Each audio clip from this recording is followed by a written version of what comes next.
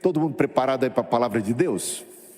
Sabe do que a gente vai falar hoje? Vamos tratar de um tema bem controverso. É o tema da maldição hereditária. Já ouviram falar? O que é maldição hereditária? Existe maldição hereditária? O que é e o que não é a respeito de maldição hereditária.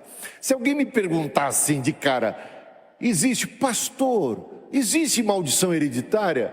Eu vou responder, olhe para mim e você terá certeza de que existe maldição hereditária. Olhe para o meu pai, para mim, você vai ver que eu sou calvo e isso é hereditário. Então não há como negar a existência de maldição hereditária. Sabe o que a gente pode chamar? Eu estou fazendo uma piada, é alguma coisa leve, mas a gente sabe que nós nascemos com determinados genes que a gente diz assim, que má notícia, né? Ou seja, nem tudo geneticamente é uma bênção, digamos assim. É claro que da perspectiva do alto, todas as coisas cooperam para o bem daqueles que amam a Deus. Mas eu estou ficando velho, e você? Isso é uma maldição ou não é? Uma vez a Cristina participou de um culto, acreditem, um culto. E o pastor estava ministrando uma cura para a maldição do cabelo branco. E era uma reunião só de mulheres. Imagina como a audiência aumentou naquela ocasião. Venham que hoje vamos quebrar essa maldição do cabelo branco. Não funcionou muito para a Cristina, eu acredito, nem para todas aquelas... Ela dá um jeito de dar uma garibada, sabe? Uma tingida no cabelo. Mas o que eu estou querendo dizer para vocês? Para pensar. A humanidade está debaixo de maldição. A maldição do pecado, de Adão. No dia que pecares, certamente morrereis. E então essa morte, que é uma maldição, é algo que está sobre toda a humanidade. É uma herança maldita. Nós nascemos já destinados à morte. A gente cresce, se desenvolve, em determinado momento a gente entra em decadência. Bom, então a gente há de reconhecer que a nossa conversão, a nossa salvação, a nossa regeneração espiritual não resolveu o problema dos nossos genes. Concorda comigo? Não resolveu o problema. Não resolveu o problema da morte, da calvície, do envelhecimento e de uma série de outras doenças. Há uma provisão de Deus de cura? Há. Mas ela eu diria, limitada, restrita. Até mesmo o Lázaro que ressuscitou voltou a morrer. Olha, ou seja, a nossa conversão, a nossa salvação, ela é algo que nos trouxe um benefício espiritual total e tremendo. Nós fomos livres da maldição do pecado. No sentido espiritual, nós já fomos abençoados com toda sorte de bênçãos e graças espirituais nas regiões celestiais. Mas, fisicamente falando, nós ainda gememos, diz o apóstolo Paulo. A natureza sofre, geme, suporta angústias até agora e nós gememos ou não gememos. Dói ou não dói? No mundo tereis aflições. Então, isso tem a ver com uma maldição que Cristo certamente trabalhou e concedeu vitória para nós, lá na cruz, mas que o benefício dela só acontecerá por ocasião da segunda vinda de Cristo. Quando o corpo será regenerado. A nossa alma foi regenerada, mas o nosso corpo continua fraco e decadente. Está entendendo? Os benefícios da cruz de Cristo não os experimentamos na sua totalidade aqui e agora. Nós aspiramos pela ressurreição do corpo Ele um dia será indestrutível. Cristo já conquistou isso para nós na cruz. Já é certa a nossa vitória, a nossa ressurreição. Mas o último inimigo só será destruído por ocasião da segunda vinda de Cristo, e ele é a morte. Paulo, aos Coríntios, 1 Coríntios capítulo 15, versículo 25. Aí se dirá: tragada foi a morte pela vitória. O que eu basicamente estou dizendo para vocês é que existe maldição. Existe inclusive maldição hereditária. Mas nem mesmo a nossa conversão deu conta de tudo em termos físicos. Só que tem um grupo, e é muita gente, pastores e líderes, que ministram sessões de libertação, de quebra de maldição hereditária. Eles propõem resolver, complementar aquilo que o novo nascimento não foi capaz de realizar. Eles têm a força, eles têm a manha, eles têm a unção. É uma ideia que eles querem que você compre. Eu vou fazer de conta que sou um desses pregadores, tá? Agora. Então não se escandalize. Eu vou começar a botar pulga atrás da sua orelha. Todo mundo tem dificuldade na vida, concorda? Problemas, lutas, traumas, fracassos, dificuldades, lutas físicas, sociais, de relacionamento. Gente, problema não falta na existência da gente. Aí eu chego como pastor e pergunto: será que o seu insucesso, seu fracasso, as suas lutas, todas as suas dificuldades, as suas mazelas e tudo mais, isso não tem a ver com alguma maldição hereditária? Você já parou para pensar? Você que é crente pode estar ainda debaixo de alguma maldição hereditária. Você só foi batizado, você só recebeu Jesus, mas será que você já quebrou a cadeia de maldições hereditárias sobre a sua vida? Por acaso, será que os seus antepassados, o seu pai, o seu avô, o seu bisavô, será que eles não frequentaram cultos de ocultismo, de magia negra ou de coisa que o valha? Será que eles também não rogaram praga sobre você? Será que eles não fizeram coisas, pacto com o demônio? Será que tudo isso não está estorvando a tua vida hoje? Você não tem consciência e nós vamos descobrir. Então eles fazem um verdadeiro inventário, uma sabatina para procurar pelo em ovo. Você já comeu docinhos de Cosme e Damião quando era criança? Sua mãe te levou na benzedeira? Por acaso você já frequentou algum culto afro? Você já isso, você já aquilo? Você já foi na Sheixonoye? Você já não sei das quantas? Você pertenceu a alguma religião oriental?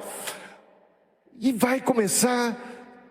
Você acredita em horóscopo? Você fez qualquer coisa, então eles vão fazer um salseiro, e você vai ficando assim: eu nunca tinha pensado nisso. Gente, eu nunca fiz uma regressão. Eles vão fazer essa regressão, chegam ao ponto de fazer por hipnose, regressão à vida intrauterina. Se forem espíritas, regressão às vidas passadas. Por quê? Porque o conceito é o mesmo. Eu estou debaixo de um certo karma, eu estou debaixo de uma sina, eu sou herdeiro de uma maldição, se você é espírita, de uma maldição do que você praticou nas vidas passadas. É uma sina, é o karma. E que complicado, para um espírita não tem nem como romper, a não ser cumprir a sua jornada, para ver se na próxima vida você vai progredindo, não é? Agora, como crentes, eles estão propondo o quê? Uma sessão, uma corrente, 30 dias, 7 dias, um programa para você ficar livre desse mal. Certa vez, vou só dizer agora o que se passou. Eu evangelizava numa igreja, uma família, mas olha, 13 pessoas da família se converteram. Eu as discipulei, foram batizadas por mim. Que amor, que carinho que eu tinha por eles. E eles estavam indo tão bem, até que um membro, líder da nossa igreja, que inclusive era delegado da igreja. Delegado, tem delegado na igreja? Delegado significa o quê? Um representante que junto ao conselho, não é para prender e mandar soltar, não, é outra história. E ele, um tanto traíra, não satisfeito com o que rolava em nossos cultos, começou a frequentar uma outra igreja e levou os 13 consigo para frequentar. E lá se ministrava a quebra da maldição hereditária. Certa vez eu sou surpreendido com os 13 me procurando. O delegado não, teve coragem de aparecer. Mas os 13 novos convertidos chegaram para mim e disseram para minha tristeza: pastor, estamos nos retirando da igreja. Nós estamos indo para uma outra igreja. Porque aqui nessa igreja nós só recebemos a Jesus, mas na outra recebemos a quebra da maldição hereditária.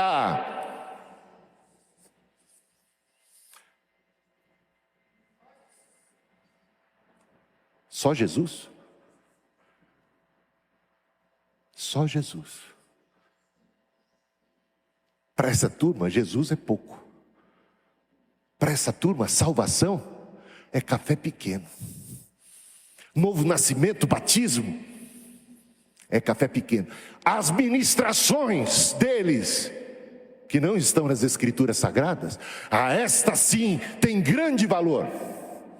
É de uma arrogância, é de uma prepotência, minimizam, menosprezam a salvação em Cristo, menosprezam o Evangelho, menosprezam o batismo, menosprezam o novo nascimento e supervalorizam as suas ministrações de libertação. Aí eu dizia para eles, com todo amor e carinho, ainda que surpreso, falei assim: mas quem está em Cristo, nova criatura é. As coisas velhas já passaram, eis que tudo se fez novo. Ah, pastor, não é bem assim. Aprendemos lá que não é bem assim. Então a palavra de Deus também passa a ser relativizada, minimizada. Não é bem assim. Sabe o que a Bíblia fala? O apóstolo Paulo ainda fala sobre a nossa conversão. Ele nos tirou do império das trevas e nos transportou para o reino do Filho do seu amor, em quem temos a redenção pelo seu sangue.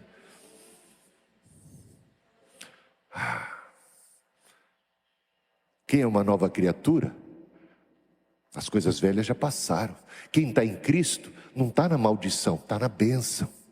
Paulo ainda diz aos Efésios, bem no início da epístola, ele diz assim: Deus nos escolheu em Cristo antes da fundação do mundo para sermos santos e irrepreensíveis perante Ele em amor, e Ele nos abençoou com toda sorte de bênçãos e graças espirituais nas regiões celestiais em Cristo Jesus. A nossa posição, ele diz que Jesus, Paulo ainda fala, Jesus está sentado acima de todo principado e potestade, e nós estamos assentados juntamente com Ele, acima de todo poder do mal. A nossa condição é de abençoados com toda sorte de bênçãos e graças espirituais em Cristo Jesus. Então não admita essa conversa mole, facciosa. Eles estão pescando em aquário, eles estão ensinando que os crentes estão ainda debaixo de maldição, e é meio parecido com o que aconteceu certa vez com outro casal querido que a gente evangelizou, discipulava, ia na casa deles, dava discipulado, fazíamos cultos lá. Recém-convertidos estavam se preparando para o batismo, esses ainda não tinham sido batizados, mas de repente num culto na casa deles, a senhora chegou e disse para mim: pastor, esse vai ser o último culto aqui em casa, estou mudando de igreja, é que aconteceu uma coisa maravilhosa comigo. Lá vem, né? Eu estava andando, vou falar até o nome da igreja. Eu estava andando pela rua tal, e lá tinha uma igreja, Deus é Amor. E aí eu vi que tinha umas irmãs orando, eu fui lá para receber oração. Pastor, o senhor não vai acreditar. Quando elas começaram a orar por mim, o Senhor revelou que eu estava com câncer.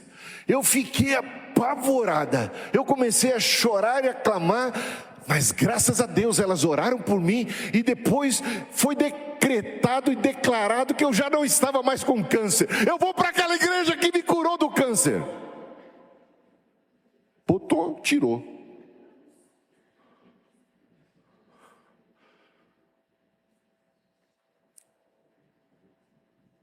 E tem gente que cai nessa.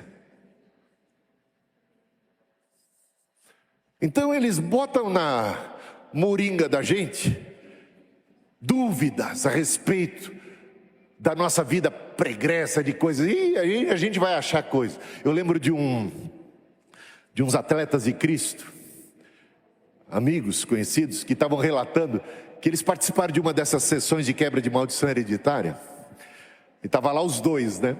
E aí era aquela sabatina, gente, é um negócio enorme de perguntas, uma atrás da outra e tal. Aí os atletas de Cristo estavam lá ouvindo, e aí começou a perguntar: você já comeu, será que você comeu algum doce de Cosme e Damião? Aí eles falam, acho que sim. Você sabe que doce? Eles falam, não lembro direito, se pipoca, essa coisa. Então temos que rejeitar todos os doces possíveis. E aí começou uma lista de doces, gente. E aí então eles tinham que repetir: eu rejeito a Maria Mole, eu rejeito a pé de moleque, eu rejeito a pipoca, eu rejeito. E eles começaram a cair na gargalhada, porque virou uma coisa hilária. Tinha que ir lá no específico, no ponto, tinha que se rejeitar. E eles entendem que essas coisas são necessárias. Você tem que reconhecer, você tem que ter um discernimento, você tem que ir lá buscar, você tem que lembrar. E se você não lembrar, você vai ter que rejeitar tudo para nada ficar fora.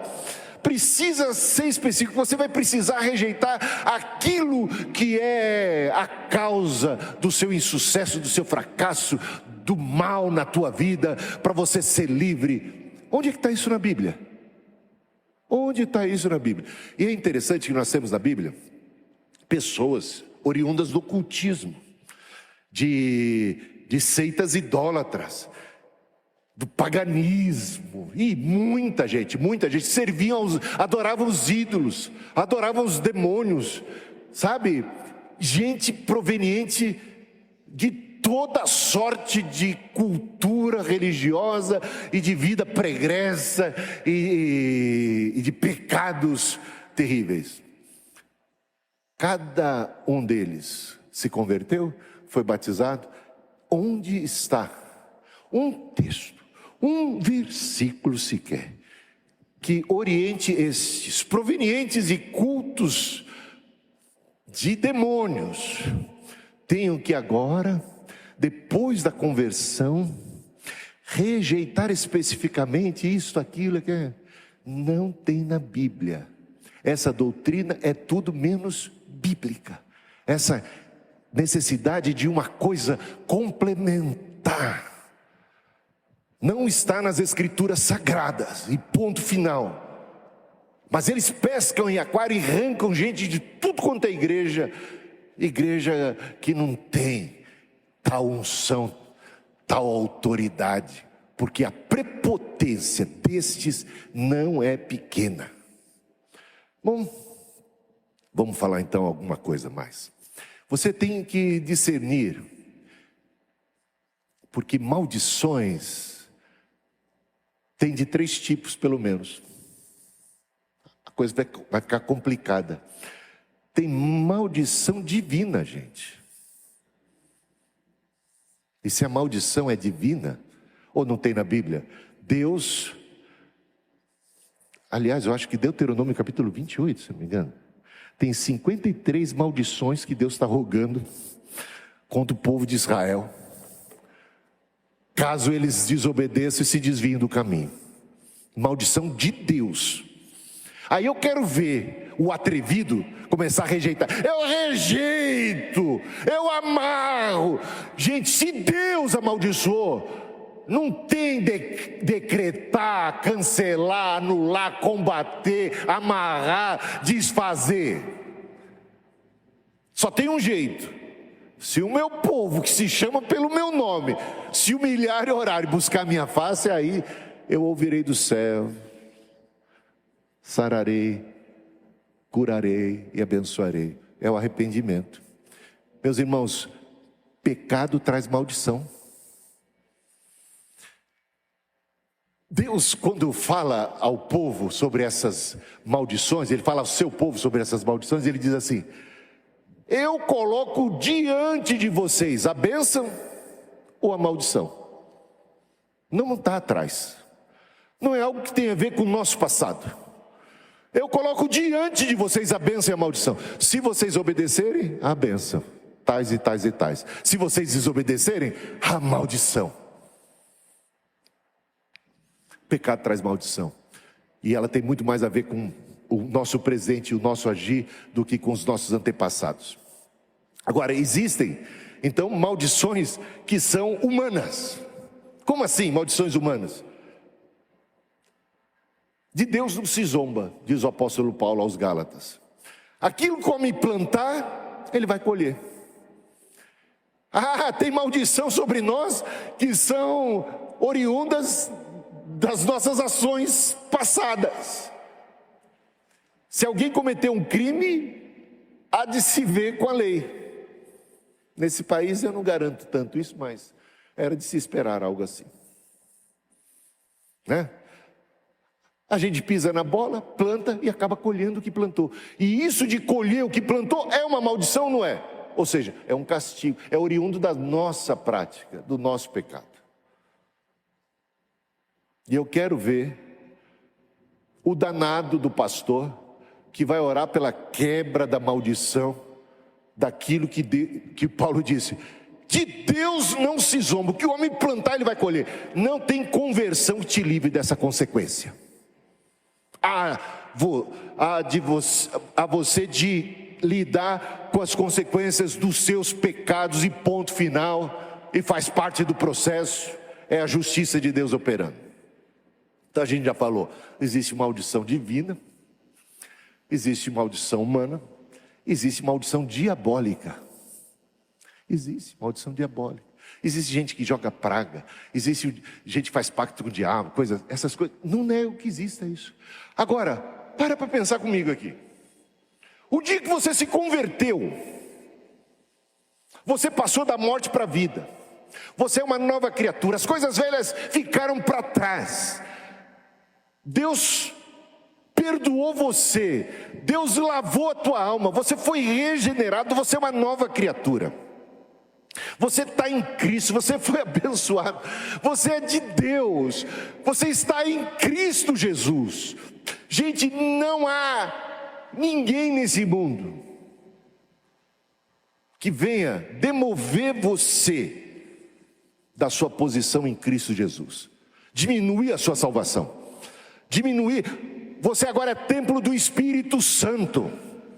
Você é do Senhor, você está em Cristo, você é um abençoado e não é um maldito não, como eles querem sugerir. Porque se eles convencem um crente de que ele está debaixo da maldição, é porque esse crente ainda é maldito, é um amaldiçoado, que precisa ser liberto. Mas eu já fui liberto, se eu sou crente.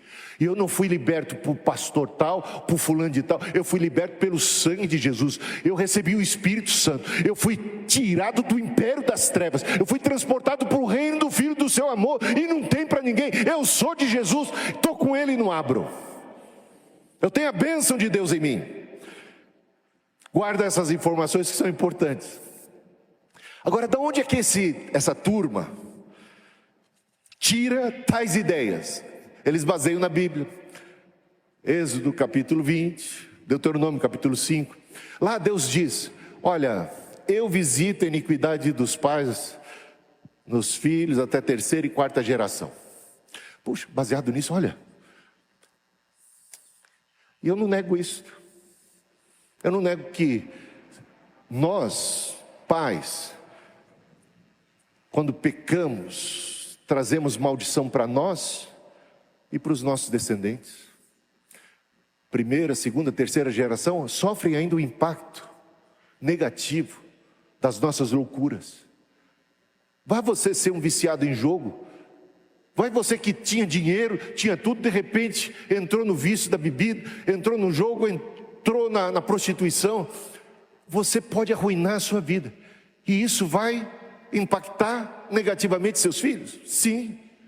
Eles vão estar debaixo dessa maldição que você trouxe sobre você. Eles estão debaixo de alguma maneira. Você é o tutor, você é responsável por eles, você é quem cuida. E você, em vez de deixar uma herança boa, positiva, você deixa um mau exemplo a princípio, que já é uma desgraça.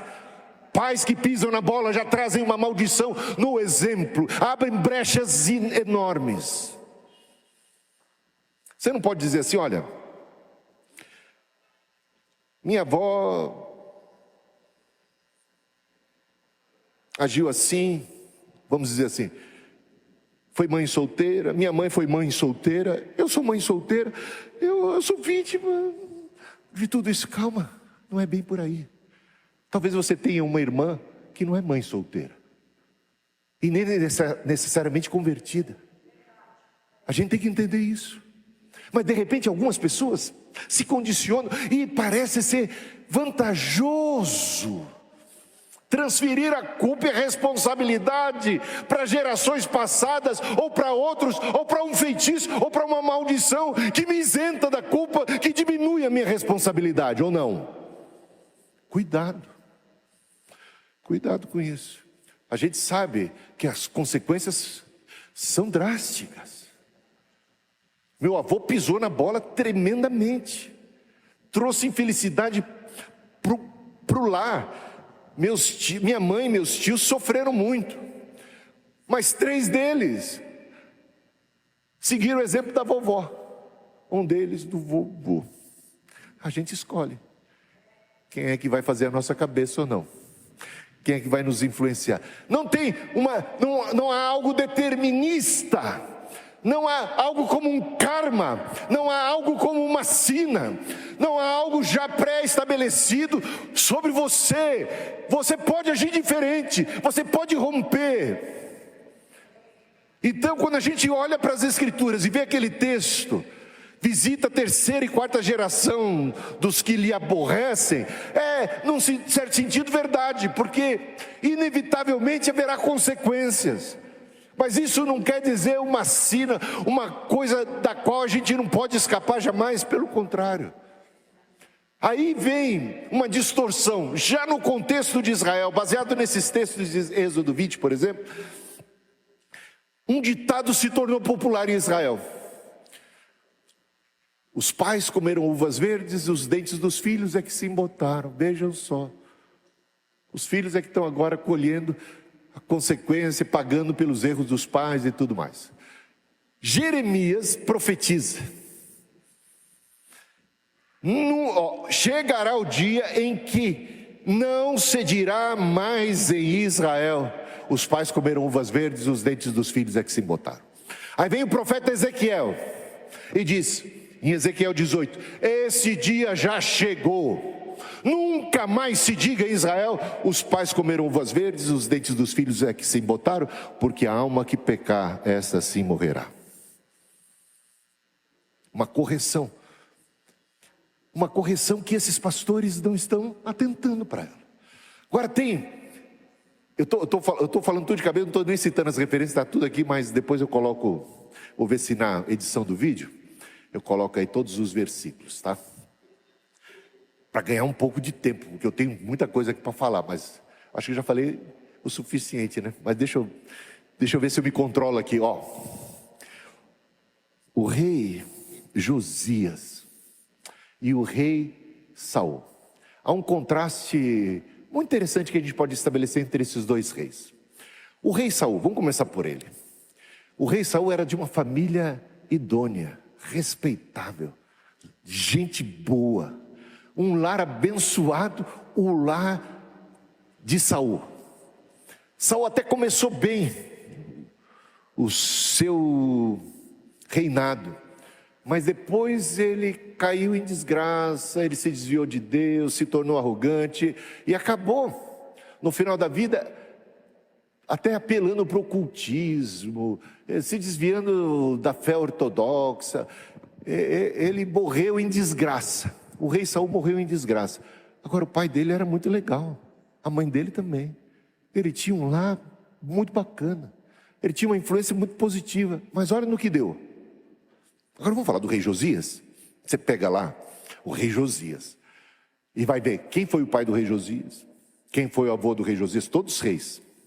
Quem foi o bisavô do rei Josias? Gerações que antecederam até a geração do pai do rei Josias, de reis perversos, malignos, diabólicos, idólatras, malfeitores, gente de um coração de pedra. E nasce o rei Josias. O rei Josias é um rei convertido, um homem temente a Deus, um homem que vai ser um instrumento de reavivamento, visto que seus pais, seu avô, seus tataravô pisaram na bola e desviaram o povo, até as escrituras sagradas haviam desaparecido do mapa. Ele redescobre a Bíblia, traz para o centro e há um avivamento em Israel promovido por um rei Josias. E um texto, deixa eu ver se eu acho aqui, eu acho que esse texto aqui vale a pena eu ler. Deixa eu ver onde é que está o Josias aqui. Ó, tá vendo aqui? Tem muita página. 2 Reis, capítulo 22, versículo 2. Sobre o rei Josias. Josias, então, fez o que o Senhor aprova e andou nos caminhos de Davi, seu predecessor. Não no caminho do seu predecessor imediato, o pai, nem do avô, nem do bisavô, nem do tataravô, mas daquele do tatara, que é Davi. Ainda que ele fosse impactado por todo este clima, todas as maldições, todo mau exemplo desses seus antepassados mais imediatos, ele se inspirou, ele colocou para si como modelo alguém como Davi, e não se desviou nem para a esquerda, nem para a direita, nem para a esquerda. Que coisa maravilhosa! Isso é possível, meus irmãos. Então, em Cristo Jesus, pouco importa, não quer dizer que não importe alguma coisa. Claro que tem um valor você ter nascido num lar evangélico, ter tido bons exemplos. Claro que isso aí é preciosíssimo. Paulo até exalta isso no caso de Timóteo, falando da sua mãe, falando da sua avó e de como isso foi positivo para ele. Mas pouco importa. Por quê? Quando, independente do lar destroçado dos seus antepassados, se foram de magia negra, se foram da idolatria, se eram ignorantes, se houve ruptura, se houve violência, se houve estupro, se houve todo tipo de mazela, se você sofreu tudo isso, agora se você teve um pai que foi uma miséria, agora você tem um pai do céu. Se você teve uma família que foi uma desgraça, agora você pertence à família da fé. Você agora é uma nova criatura, e o poder de Deus se aperfeiçoa nas mazelas da vida e nas fraquezas. Onde abundou o pecado, superabundou a graça. Então a gente tem que entender que tudo aquilo que era uma desgraça, agora todas as coisas cooperam para o bem daqueles que amam a Deus, e nós seremos capazes de dar graças a Deus por todas as coisas, visto que na sua soberania Ele nos alcançou, nos tirou de um charco de lodo, pôs os nossos pés sobre a rocha, nos firmou os passos, e maior será a glória dEle, porque quanto mais perdidos nós estávamos, maior e mais evidente fica a salvação do nosso Deus para a sua glória. Ele transformou a realidade, Ele entrou na nossa vida, Ele mudou o nosso destino e a nossa sorte. Não é maravilhoso isso? Então você não tem que ficar olhando para trás. Não carece você de ficar querendo revolver o passado, para poder descobrir alguma coisa que pode estar ali sendo um feitiço. Meus irmãos, a Bíblia é clara. Nenhuma condenação há para os que estão em Cristo Jesus. Pode substituir a palavra condenação por maldição. Nenhuma maldição há sobre os que estão em Cristo Jesus. E se a gente for parar para pensar em termos de feitiço, de praga, de olho gordo, de inveja, gente, lembremos do que Deus falou para Balaão. E Balaão falou para Balaque: não dá para amaldiçoar o povo de Deus, não dá para amaldiçoar, lançar feitiço e praga sobre aqueles que são de Deus, são abençoados.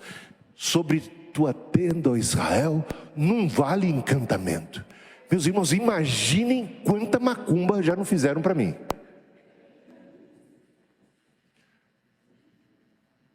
Mas eu durmo sossegado. Eu lembro que lá em Vila Bonilha, a igreja ficava rodeada de centros de ocultismo, de praga, de coisas assim meio estranhas lá.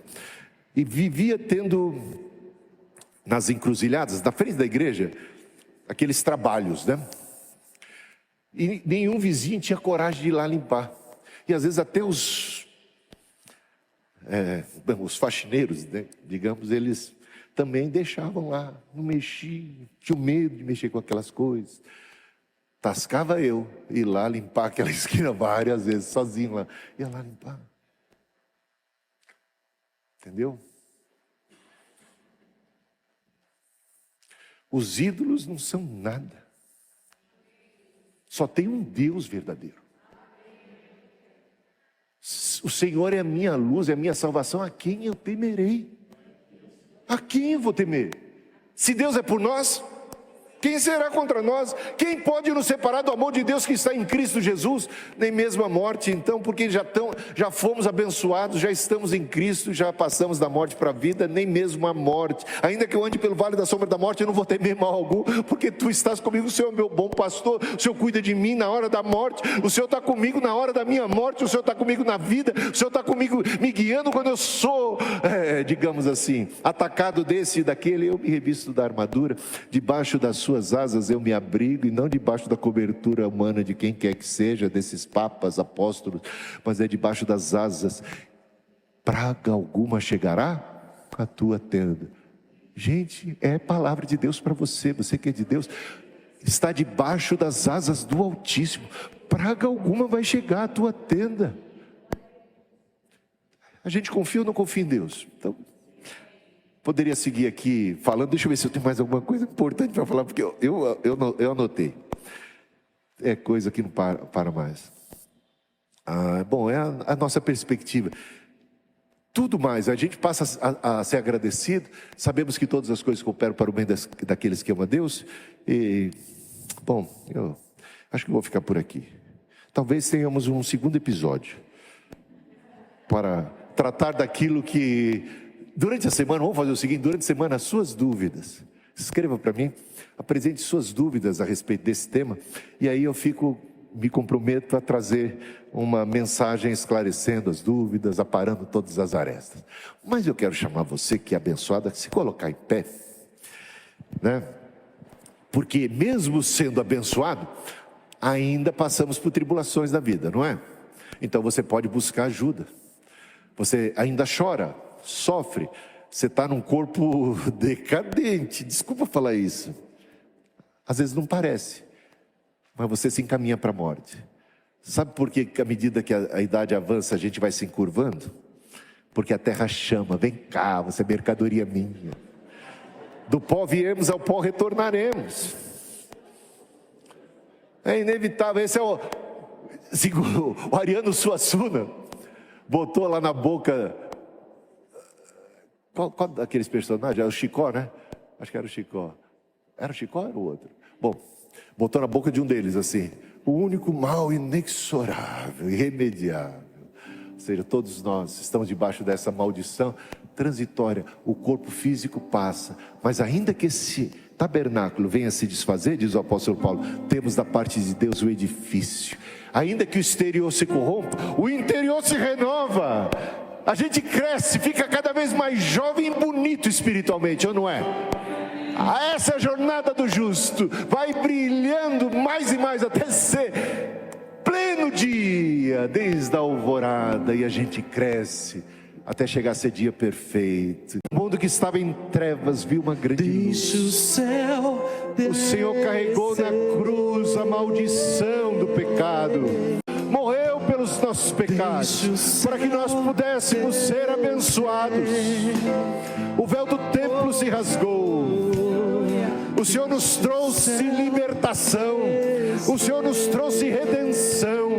O Senhor nos trouxe a bênção de Abraão, pai Abraão. Somos herdeiros de Deus, não herdeiros do mal, herdeiros de Deus, co-herdeiros juntamente com Cristo. Obrigado por tamanha graça, a graça de Deus que se manifestou salvadora,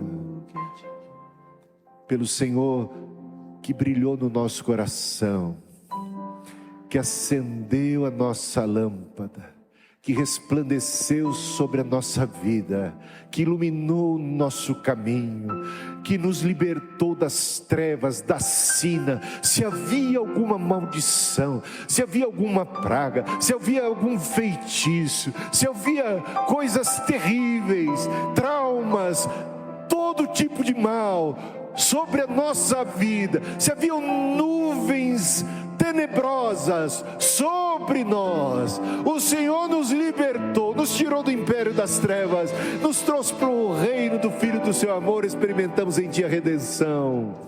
Obrigado, porque agora debaixo das Tuas asas nós nos abrigamos, porque agora podemos olhar até para o nosso passado, para a nossa vida, e temos uma nova perspectiva. A luz brilhou, raiou, e que tremenda salvação, que tremenda libertação, que segurança temos no Senhor, que segurança temos em Ti, que és o nosso bom pastor, que dá vida pelas suas ovelhas. Obrigado, Senhor. Livra-nos de todos os males, livra-nos de toda confusão, livra-nos de toda falácia, de todo engano, de toda heresia, de todas as coisas que conspiram para a nossa paz, para a nossa alegria, para o nosso bem, na alma, no espírito. Que a gente possa olhar firmemente para Ti, que és o autor e consumador da nossa fé, deixando as coisas que para trás ficam, rumando para o alvo, olhando para frente, para aquelas que estão diante de nós, na certeza de que o Senhor cuidou, o Senhor curou, o Senhor tratou, o Senhor trata da nossa alma, o Senhor nos conduz em triunfo, e ao Senhor seja a honra, a glória, hoje e para todos sempre. Amém e amém. Que a graça de Deus Pai, Filho e Espírito Santo, o amor dEle, a comunhão dEle, a consolação dEle, a vida dEle, a luz dEle, seja sobre você, sua casa, seu lar, sobre a sua vida, seu futuro, nas mãos do Senhor, hoje e sempre.